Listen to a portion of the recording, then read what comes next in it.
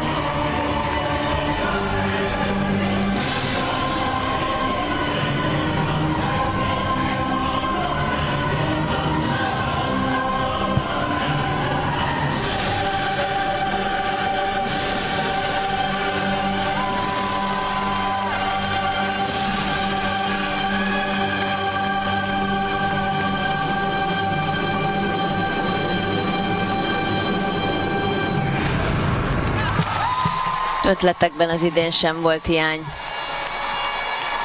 És sokszor mondtam már azt, hogy kürök általában lányokra vannak építve. Ez az a kür, ami teljes egészében a fiú korcsolyázó tudásárából van felépítve.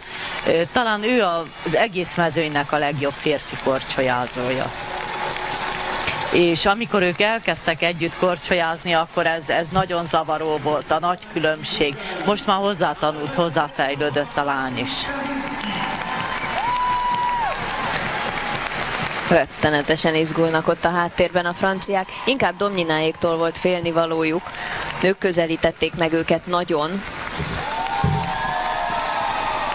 Talán Denkováik, ha itt most nagyon nagyot futnak, ahhoz nagyon sok pontot kell kapniuk, és nagyon sokkal kell, hogy megverjék Schönfelderéket ahhoz, hogy bejöjjenek az első helyre. 5 pont hátrány. 1,5 pont volt Isabel Deleubelék és Oksana Domnyináék között. Az a 1,5 pont, az nyilvánvalóan egy kürrel, ami többet számít, mint az originál program ledolgozható, de 5 pont. Hát az az igazság, hogy a franciák most már egyszer nagyon megérdemelnék azt az aranyérmet, mert mindig ott voltak közelben, és soha nem kapták meg. Szokták azt is mondani, hogy általában a versenyző, amit megérdemel, és azt a következő szezonban kapja meg. Hát lehet, hogy idén lesznek Európa-bajnokok. Pont azt akartam mondani, hogy ez annyira furcsa, hogy nem minden jégtáncos pár akkor nyeri meg a maga Európa vagy világbajnokságát, amikor valóban a legjobbját futja. Hanem egyszer majd persze, aki megérdemli, az megnyeri, de nem biztos, hogy abban az évben. Denkováikra is hányan mondták itt a budapesti Európa-bajnokságon, hogy neki kellett volna nyerni. És akkor nem lehetett megverni Nafkáékat. Natália Linyiszcsuk a második idényt töltik együtt, az első idény már meghozta a világbajnoki címet nekik.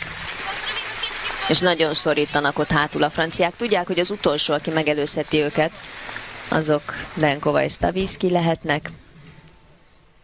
Nagyon pici az esély rá. Nagyon-nagyon pici. Akkor, ha a kürben megverik őket, mint ahogy Domnyináik megverték, a világon semmi nem történik.